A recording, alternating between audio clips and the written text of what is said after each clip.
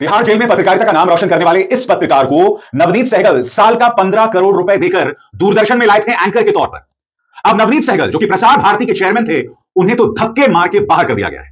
जैसे कि आप जानते हैं, कुछ दिनों पहले उनका इस्तीफा ले लिया गया है। मगर यह पत्रकार दूरदर्शन में आए दिन ऐसी हरकतें कर रहा है जिससे आप अपना सिर पीटने वाले हैं कि आपके टैक्स का पैसा देकर, यानी कि आप और हम जो टैक्स भरते हैं, उस पर इस व्यक्ति को दूरदर्शन में नौकरी दी गई है और ये पत्रकारिता के नाम पर क्या कर रहा है ना, आप सिर पीट लेंगे। जैसे कि आप जानते हैं दोस्तों, एक फिल्म रिलीज हुई है जिसका नाम है धुरंधर, जो बॉक्स ऑफिस पर धाकड़ बिजनेस कर रही है। अब यह व्यक्ति जो है कार्यक्रम करता है, यही दिहाड़ी पत्रकार एक कार्यक्रम करता है कि धुरंधर फिल्म पर पाकिस्तानी जो है वो अपना मजाक उड़ा रहे हैं। मगर दिलचस्प बात यह है दोस्तों, जिस क्लिप का या जिस वीडियो का यह जिक्र कर रहा है, यह वीडियो पाकिस्तानियों ने नहीं, एक भारतीय कंटेंट क्रिएटर ने बनाई है। मजाक नहीं कर रहा हूं। एक भारतीय कंटेंट क्रिएटर ने इंस्टाग्राम में जो रील बनाई थी, उसे ये अपने कार्यक्रम में, अपने प्राइम टाइम न्यूज में पेश कर रहा है, ये कहते हुए कि पाकिस्तानी जो हैं वो धुरंधर के बारे में बात कर रहे हैं और अपना खुद का मजाक बना रहे हैं। मैं आपको बताना चाहता हूं दोस्तों, ऑल्ट न्यूज एक ऐसी संस्था है जो सही और गलत को परख कर आपके सामने पेश करती है, यानी एक फैक्ट चेकिंग यूनिट है। उसका बहुत ही लिमिटेड बजट है, पैसे की तंगी अक्सर रहती है और वो लोगों से लगातार अपील करते रहते हैं कि हमें पैसे दीजिए। यहां पर सिर्फ इस एंकर को 15 करोड़ रुपए साल का मिल रहा है। क्या दूरदर्शन के पास इतने रिसोर्सेज नहीं है कि वो अपने दर्शकों को सही खबर पेश कर सके? सबसे पहले मैं आपको वो क्लिप दिखाना चाहता हूं जिसे खबर बनाकर इस तिहाड़ी पत्रकार ने पेश किया, देश का नाम बदनाम किया और पत्रकारिता की नाक कटवाई। देखिए साहब क्या हो रहा पत्रकारिता के नाम पर, देखा जाए। चलना देखे वैसे तो कभी पॉसिबल है नहीं, लेकिन कम से कम बॉलीवुड वालों ने दिखा दिया। तो पाकिस्तानियों को बड़ा मजा आ रहा है। पाकिस्तानी इस फिल्म को कैसे ना कैसे देख ही रहे हैं और इस फिल्म के जरिए अपने ही देश का मजाक उड़ा रहे हैं। दोस्तों, जिस कंटेंट क्रिएटर ने रील बनाई थी उनका नाम है विकांशु तोमर। विकांशु तोमर ने इसके बाद दूरदर्शन की इस वाहियात हरकत पर एक पूरी रील बनाई और कहा कि भाई मैं पाकिस्तानी की एक्टिंग कर रहा था और मैंने एक सटायर बनाया था। सुनिए विकांशु तोमर क्या कह रहे हैं। आज मेरे को समझ आया कि अच्छी एक्टिंग करना भी एक गुनाह ही है। न्यूज वाले पाकिस्तानी बोल रहे हैं मेरे को। पाकिस्तान में ऐसी मोटरसाइकिल होती नहीं है, लेकिन ये बॉलीवुड वाले दिखा रहे हैं। ये वो है, बहुत बेहतरीन एक्टर है, मैं बता दूं आपको, ये आकाश खन्ना है जो कि डकैत बना हुआ है। एक चीज आप नोटिस करें, ये जो क्लब दिखाए हुए हैं फिल्म में, माशाल्लाह देखे वैसे तो कभी पॉसिबल है नहीं, लेकिन कम से कम बॉलीवुड वालों ने दिखा दिया। तो पाकिस्तानियों को बड़ा मजा आ रहा है। पाकिस्तानी इस फिल्म को कैसे ना कैसे देख ही रहे हैं और इस फिल्म के जरिए अपने ही देश का मजाक उड़ा रहे हैं। ओ भाईजान, इतनी ऑन पॉइंट एक्टिंग कर दी हम, तो ना करें यार, ना करें। इंडिया वाली हैं हम, रील और रियल में फर्क तो समझो यार, खुदा का खौफ है। अब आपको समझ आया कि पत्रकारिता के नाम पर दूरदर्शन में क्या मजाक चल रहा है। अब आपको समझ आई कि पत्रकारिता के नाम पर आए दिन गोदी मीडिया किस कदर झूठ बोलता है, बार बार झूठ बोलता है, लगातार झूठ बोलता है। ऐसा नहीं है दोस्तों कि पाकिस्तान से फिल्म धुरंधर को लेकर प्रतिक्रियाएं नहीं मिल रही हैं, लगातार मिल रही हैं और वो अब मैं आपको अपने मंच पर दिखाना चाहता हूं। समाचार एजेंसी ANI ने वहां पर लोगों से बात की और प्रतिक्रियाएं लगातार आ रही हैं कि धुरंधर को लेकर पाकिस्तान क्या सोचता है।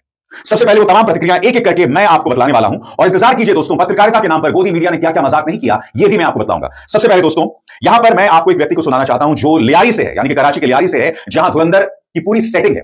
और यहां सबसे पहले वो ये कह रहे हैं कि रहमान बलोच जो है, यानी कि जो किरदार अक्षय खन्ना ने धुरंधर में निभाया, वो एक डकैत नहीं थे, वो हमारे लिए एक मसीहा थे। सुनिए वो क्या कह रहे हैं। हकीकत में सरदार अब्दुल रहमान बलोच वो मसीहा थे लियारी के, मतलब वो गरीबों के लिए वो रॉबिन हुड थे।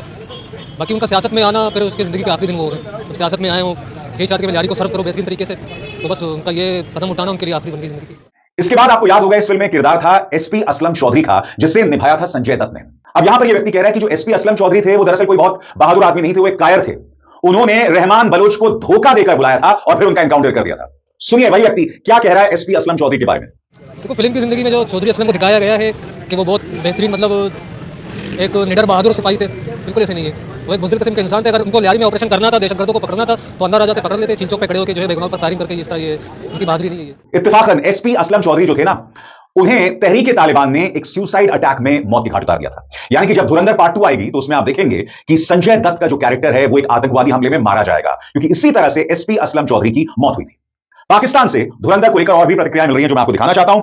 यहां पर सुनिए, एक व्यक्ति कह रहा है कि धुरंधर में लियारी के बारे में जहां इसकी पूरी सेटिंग है, जो हकीकत दिखाई गई है वो सिर्फ 25% है, मगर फिर भी वहां की जनता धुरंधर की तारीफ कर रही है। सुना जाए। Film as a film action के हिसाब से बहुत ही बेहतरीन फिल्म है, हमने बहुत ही उसको एंजॉय किया। आप एज अ एक्शन उसको कह सकते हो कि अभी तक की जितनी फिल्में जो लास्ट जैसे एनिमल चली थी उसके मुकाबले में इसको बहुत प्रमोट किया गया। लेकिन आप अगर कहोगे इसको एज अ रियलिटी देखोगे, लियारी की बिल्कुल 100% ये रियलिटी है नहीं। आप इसको कह सकते हो कि 25% ये लियारी की रियलिटी हो सकती है, लेकिन 75% ये नहीं हो सकती है लियारी की रियलिटी। इसी तरह से दोस्तों, अगर आप लियारी में लोगों से मुलाकात करें, उनसे पूछें, तो रहमान डकैत जिसका किरदार अक्षय खन्ना ने निभाया था, उसको लेकर अभी भी लोगों के मन में मोहब्बत है। लोग अभी कह रहे हैं कि रहमान डकैत जो है वो डकैत नहीं था, वो एक मसीहा था। हालांकि हाँ, धुरंधर का इंपैक्ट पाकिस्तान पर जरूर पड़ा है और मुझे ताज्जुब इस बात को लेकर है कि यह फिल्म वहां रिलीज नहीं हुई है। जहां तक मुझे पता है इस फिल्म पर पाबंदी लगी है, क्योंकि यहां पर पाकिस्तानी ISI को दिखाया गया, उनकी असलियत को दिखाया गया है। लिहाजा वहां की सरकार ने धुरंधर को रिलीज नहीं होने दिया है, मगर लोगों ने पायरेटेड कॉपीज पर इस फिल्म को पहले से ही देख लिया है। सुनिए रहमान बलोच के बारे में, यानी रहमान डकैत के बारे में किस तरह की और प्रतिक्रियाएं आ रही है वहां पे? रहमान बलोच जो है ना, हमारे इलाके के रहने वाले बच्चा था, हमारा साथी था, भाई था। वो इस तरह नहीं है जिस तरह हमको दिखाया गया, जिस तरह दहशत दिखाया गया, वो दहशत गर्द नहीं था। वो बिल्कुल समाजी बंदा था, बिल्कुल फलाई काम करता था, अच्छों के लिए अच्छा था, बुरों के लिए बुरा था। लियारी वालों के अगर हम बात करें ना, तो उसे हम खान भाई के नाम से बुलाते थे, रहमान बलोच के नाम से बुलाते थे, ठीक है। लियारी में उसको कोई डकैत नहीं, और फर्स्ट ऑफ ऑल मतलब लियारी में तो वो डकैती वगैरह ये कुछ जो फिल्म में बताया गया डकैत वगैरह वैसा कुछ नहीं था। हम लियारी वालों के लिए तो वो बहुत अच्छा था। मतलब लियारी में अगर किसी बंदे से पूछे तो उसके बारे में आपको पॉजिटिव रिव्यूज ही बताएगा। और आगे बढ़ने से पहले एक जरूरी संदेश, मेरे कार्यक्रमों के लिए आप नोटिफिकेशन का इंतजार मत कीजिए, मेरे चैनल में जाइए और खुद जाकर कार्यक्रम देखिए और रहिए अपडेटेड। मगर आज हम बात कर रहे हैं गोदी मीडिया की। इत्तेफाकन ये वही तिहाड़ी पत्रकार है, याद कीजिएगा दोस्तों, जब ये जी न्यूज में काम करता था तो 15 किस्म के जिहाद पर इसने शो किया था, एक व्हाट्सएप फॉरवर्ड पर, यानी कि कहीं से व्हाट्सएप पर जो अक्सर झूठी जानकारियां, आधी अधूरी जानकारी मिलती है, उस पर इसने पूरा शो कर दिया। इस तरह से अपने दर्शकों के साथ ये नाइंसाफी करते हैं, उनकी नसों में जहर भरते हैं और फिर जैसे कि आपने देखा धुरंधर के मुद्दे पर झूठ बोल रहे हैं। मैं एक पत्रकार जो अपने मंच से आपके सामने हकीकत पेश कर सकता हूं, इनके पास तो करोड़ों की रिसोर्सेज हैं, करोड़ों की रिसोर्सेज हैं। क्या ये लोग ये सिंपल सा फैक्ट चेक नहीं कर सकते थे? तुमने एक इंडियन कंटेंट क्रिएटर को पेश कर दिया कि देखिए पाकिस्तानी किस तरह से खुद पाकिस्तान का मजाक बना रहे हैं धुरंधर देख के, तुमको शर्म नहीं आती? इत्तेफाकन ये वही पत्रकार, याद कीजिएगा मोरबी पुल हादसा हुआ था तो जो लोग मारे गए थे उस पर दोष मढ़ रहा था, इसी ने कार्यक्रम किया था, याद कीजिएगा हाथरस में रातों रात जब गुड़िया के शव पर पेट्रोल डालकर उसे जला दिया गया था, तब इस पत्रकार ने इसे ऑनर किलिंग बताया था, यानी कि उसी के परिवार ने उसे मौत के घाट उतार दिया। ये लोग ये तमाम बातें करते हैं और इनकी कोई जवाबदेही नहीं है, कोई जवाबदेही नहीं है। सबसे बड़ी बात, जहां तक लियारी की बात है, जहां धुरंधर की पूरी सेटिंग है, मैं एक पाकिस्तानी कंटेंट क्रिएटर को सुन रहा था और उन्होंने कहा कि लियारी में जो हो रहा है उस पर तो बहुत फिल्में बनाई जा सकती हैं, वेब सीरीज बनाए जा सकते हैं, मगर पाकिस्तान में ऐसा क्यों नहीं हो रहा? इसमें दो राय नहीं है कि आज रहमान बलूच जिंदा नहीं है, रहमान डकैत जिंदा नहीं है, मगर उसका खौफ अब भी पाकिस्तान में इस कदर खौफ है कि लियारी में क्या क्या हुआ उसको लेकर पाकिस्तान में कोई सीरीज नहीं, कोई फिल्म नहीं, आज तक नहीं बनी। जबकि आप जानते हैं कि मुंबई अंडरवर्ल्ड पर हमारे यहां अनगिनत फिल्में बन गई हैं। लियारी के बारे में कहा जाता है कि लियारी में इस कदर खौफ था कि कोई भी इंसान अपने परिवार के साथ वहां नहीं गुजर सकता था, लड़कियां अगर गलती से वहां निकल गई तो वो बाहर नहीं आ सकती थी, इस कदर खौफ था लियारी में। वहां पर लॉ एंड ऑर्डर की धज्जियां उड़ गई थी, कायदे से वहां पर वेब सीरीज बननी चाहिए। और अफसोस की बात है कि पाकिस्तानी अब तक हिम्मत नहीं जुटा पाए हैं लियारी पर कोई शानदार फिल्म पेश करना, क्योंकि मेरा यह मानना है जैसे हम भारतीय अंडरवर्ल्ड पर बेहतरीन फिल्में बना सकते हैं, मसलन राम गोपाल वर्मा हो या फिर अन्य फिल्मकार हैं जिन्होंने मुंबई के अंडरवर्ल्ड पर फिल्में बनाई। आपको याद होगा महेश मांजरेकर ने वास्तव बनाई थी, तो इन लोगों ने मुंबई अंडरवर्ल्ड पर शानदार फिल्में बनाई हैं और हमसे बेहतर हमारे अंडरवर्ल्ड पर कोई फिल्में नहीं बना सकता। क्यों? क्योंकि हम जानते हैं भारत में क्या हो रहा है, हम यहां की पॉलिटिक्स को समझते हैं। लिहाजा मुझे लगता है कि लियारी में जो हुआ, जिस पर धुरंधर बेस्ड है, कायदे से पाकिस्तान से आवाजें उठनी चाहिए जो नहीं उठ रही हैं। मगर आज इस मंच पर हम न सिर्फ लियारी की बात कर रहे हैं बल्कि अपने गोदी मीडिया की बात कर रहे हैं। आपको याद होगा दोस्तों, ऑपरेशन सिंदूर के दौरान कितनी बार इस गोदी मीडिया ने यह तक बता दिया था कि हम कराची पहुंच गए हैं, हम इस्लामाबाद में हमने प्रवेश कर लिया है। कई बार याद कीजिएगा आज तक न्यूज चैनल ने कितनी खतरनाक खबर चलाई थी, यह कहा था कि हमारे विमान जो है वो पाकिस्तान की तरफ उड़ान भर चुके हैं। हमने अपनी ऑपरेशनल डिटेल्स लीक कर दी थी। और फिर आपको याद है टाइम्स नाउ नव भारत का वो ऐतिहासिक क्लिप जिसमें वो वाहियात मेजर गौरव आर्या और 2-3 गुल्लू खड़े हुए थे, याद है आपको क्या कहा था? कराची में घुस गए हैं, तालियां बज रही हैं, कितना मजाक बनाया गया था उसका, कितनी नाक कटवाई थी लोगों ने भारत की और भारतीय मीडिया की। देखिए क्या हुआ था उस वक्त।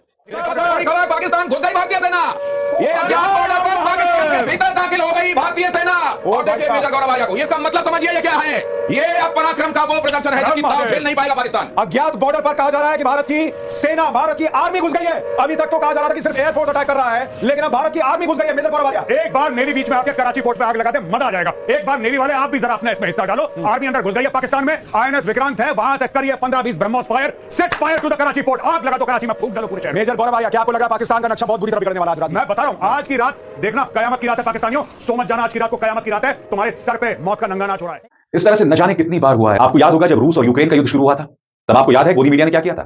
तब वीडियो गेम्स को युद्ध के फुटेज के तौर पर, युद्ध के वीडियो के तौर पर पेश किया गया। मजाक नहीं कर रहा हूं, ऐसे ढेरों वीडियोस थे जहां हमारे न्यूज चैनल्स ने वीडियो गेम्स दिखाए थे, सिमुलेटेड फुटेज दिखाया था और यह कहा था कि देखिए किस तरह से रूस यूक्रेन पर हमला कर रहा है या यूक्रेन रूस पर हमला कर रहा है। और यह हमारा मीडिया करता है, दुनिया का कोई मीडिया इस तरह की हरकतें नहीं करता है। यह दुनिया का सबसे बड़ा लोकतंत्र है, दुनिया का सबसे महान लोकतंत्र है और इस महान लोकतंत्र की मीडिया की यह हालत है जो आए दिन हमारी नाक इसी तरह से कटवाते रहते हैं और आगे भी कटवाते रहेंगे। फेक न्यूज पर तुम जो कर रहे हो ना, वो तो चलो एक तरफ है, मगर उससे भी ज्यादा जो हमारी नसों में नफरत भरी जा रही है ना, मुझे चिंता उस बात की है और वो चिंता बार बार मैं अपने मंच पर दिखाता रहता हूं, उस पर अपनी चिंता जतलाता रहता हूं। मगर तिहाड़ी पत्रकारों को क्या फर्क पड़ने वाला है बताइए? मगर इस मंच पर हम आपके सामने हकीकत रखते हैं, हकीकत के अलावा कुछ नहीं। अमिताभ शर्मा को दीजिए इजाजत, नमस्कार।